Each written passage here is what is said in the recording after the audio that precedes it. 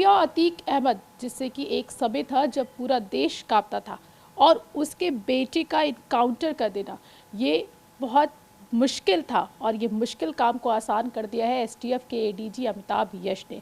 जी हाँ, हमारे साथ मौजूद हैं, उन्हीं से बात करेंगे कि कितना मुश्किल ये ऑपरेशन था, और सबसे ज़्यादा मुश्किल ये था कि अतीक अहमद के बेटे का इनकाउंटर कर देना, वो भी वो अतीक अहमद जहां जिसकी तूती बोलती थी प्रयागराज और पूर्वांचल में।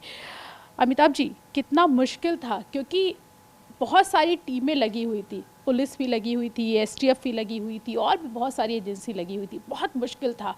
कितना मुश्किल टास्क था जो आपने कर दिखाया। ये हमारे लिए चैलेंजिंग ज़रूर था, क्योंकि जिस तरह की घटना हुई थी उससे पूरा न्याय तंत्र वो हिल गया था। अगर कोई व्यक्ति बेखौफ होकर कोर्ट में गवाही नहीं दे सकता तो ये न्याय तंत्र काम ही नहीं कर पाएगा। इन माफियाओं को इनके किए की सज़ा ही नहीं मिल पाएगी। और इसी प्रकार से इन माफियाओं ने ये अपने कार्य को अंजाम दिया था कि उनका गवाह, जो उनके विरुद्ध गवाह है, उसकी भी मौत हो जाए, और एक मैसेज भी चला जाए उन लोगों को जो इनके विरुद्ध गवाही देने वाले हैं।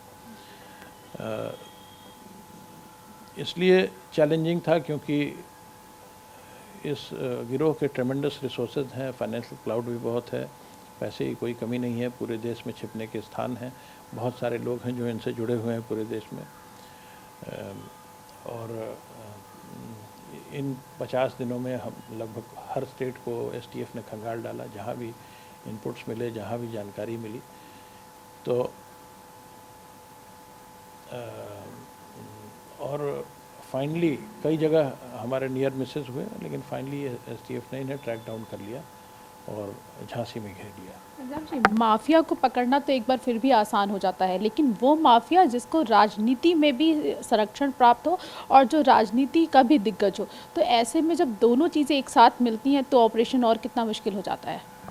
ये राजनीति अपनी जगह है, लेकिन अगर कोई व्यक्ति क्राइम कर रहा है तो प्लेन क्रिमिनल हो जाता है, और उसको फिर कानून के दायरे में आना या लाया जाना अत्यंत आवश्यक है। और जिस तरह की घटना की गई थी, इसमें तो बहुत ही क्लियर था कि इन लोगों ने घटना की। इसमें अतीक का बेटा स्वयं शामिल रहा था, और वो सीसीटीवी फुटेजेस में उसके सारे एक्शंस कैद हुए थे। इसके अलावा जब इन्वेस्टिगेशन शुरू हुई तो सभी लोगों से जो इनपुट्स मिलना शुरू हुए, कैसे इनका पूरा परिवार इन्वॉल्व था इस घटना को फाइनेंस करने में, उसके अलावा इन घटना में अपराधियों को शेल्टर देने में, उसका भी खुलासा हुआ। वो शूटर्स के मददगार, उन सभी का खुलासा हुआ। तो ये जानकारी, पूरी जानकारी मिल गई कि इस कॉन्स्पिरेसी में कितने लोग, कौन कौन शामिल हैं। और उसके बाद फिर इन्हें तलाशने का काम चालू हुआ। एसटीएफ लगातार पिछले 50 दिन से इन सभी को तलाश कर रही थी। कुछ छोटी छोटी सफलताएं मिली थी, कुछ लोग जो पेरिफेरल पार्ट प्ले कर रहे थे इस घटना में, वो गिरफ्तार हुए थे। लेकिन ये जो मेन शूटर्स हैं, इनको फाइनली हम लोगों ने 13 अप्रैल को ट्रैक डाउन कर लिया। एक फ़ोटो बहुत तेज़ी से वायरल हो रही है, कहा जा रहा है कि अभी कुछ पुष्टि नहीं हो पाई है कि फ़ोटो किसकी है, कि जब कोर्ट में जब कल अतीक और अशरफ को जब पेश किया गया था तो एक बुर्का पहने एक महिला थी। क्या उस महिला के बारे में भी आप लोगों को कुछ जानकारी क्या मिल पाई है क्या? नहीं, इसके बारे में मेरे पास कोई जानकारी नहीं। सर, जब आप लोग ऑपरेशन के लिए जाते हैं, वो भी इतने टफ ऑपरेशन के लिए जाते हैं, तो फैमिली में किस तरीके का माहौल होता है आप लोगों की? मतलब फैमिली बहुत ज़्यादा, मतलब किस तरीके से होता है? ये मैं आपको क्या बताना चाहूँगा कि जनरली जब कोई भी ग्रुप ऑपरेशन कर रहा होता है तो वो किसी के साथ भी उस चीज़ को शेयर नहीं करता। जो उसका रोल है, जो उसको टास्क दिया गया है, या जो ऑपरेशन को लीड कर रहा है, उसको किसी के साथ भी शेयर करना उनकी ट्रेनिंग के विरुद्ध है, उनके कार्य करने के एसओपी के विरुद्ध है। तो उसमें वो फैमिली भी इंक्लूडेड है। ये सब चीज़ें किसी के साथ शेयर नहीं की जाती। अच्छा, इससे पहले भी आपने कई इनकाउंटर किए हैं, विकास दुबे की हम बात करें, अब अतीक अहमद असद की हम बात करें, तो कई बड़े ऑपरेशंस आपने अंजाम दिए हैं। तो क्या किसी तरीके से जो आप लोग, जब आप लोग टीम वर्क करते हैं और पूरा टीम वर्क होता है, कई टीमें जो जिन्होंने इनकाउंटर किया वो तो मीडिया के सामने आ गई, लेकिन ऐसे बहुत सारे लोग रहते हैं जो पर्दे के पीछे रहते हैं, उनके लिए आप क्या कहना चाहेंगे? ये जो पर्दे के पीछे जो टीम्स काम करती हैं, ये परफेक्ट कोऑर्डिनेशन में काम करती हैं, जो फील्ड में टीम्स होती हैं। और कई बार ये जो नेपथ्य में काम कर रही हैं, वो उन टीम्स के ही इनपुट से फ्रंट लाइन टीम्स कामयाब होती हैं। और कल का ऑपरेशन भी कोई इससे इतर नहीं था।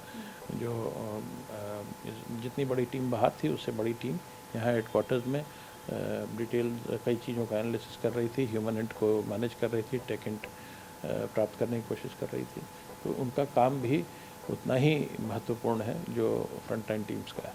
सर, पर्दे के आगे वाली टीम तो हमने देखी, जो पीछे वाली जो टीम थी उसमें कुल कितने लोग थे, कितने लोग इस पूरे ऑपरेशन को कितने लोगों ने अंजाम दिया है और कितना समय लग गया आप लोगों को? नेपथ्य में रहने वाले इन जो नींव के पत्थर हैं, इनको छुपा ही रहना ज़्यादा उचित होता है। अच्छा सर, मुख्यमंत्री ने भी तारीफ़ की है, एक बड़ा ऑपरेशन को आप लोगों ने अंजाम दिया है। कहा ये भी जा रहा है, खबरें ये भी आ रही हैं कि जो पूरी आपकी जो टीम थी उसको सम्मानित भी किया जाएगा। तो ये तो उनका आशीर्वाद है, इससे हम लोगों का मनोबल बढ़ेगा और हम और भी मेहनत से काम करेंगे। जो और लोग हैं जो अभी जो पकड़े नहीं गए हैं, जो शूटर्स अभी हाथ नहीं आए हैं, उनके बारे में क्या कहेंगे? क्या कहाँ तक पहुँची है अभी आप लोगों की टीम? तो काम तो हमारा लगातार चल रहा है और हम उम्मीद कर रहे हैं कि हम और भी सफलता प्राप्त करेंगे। शुक्रिया सर, TV9 से बात करने के लिए। कैमरामैन दुर्गेश के साथ प्रीति श्रीवास्तव, TV9।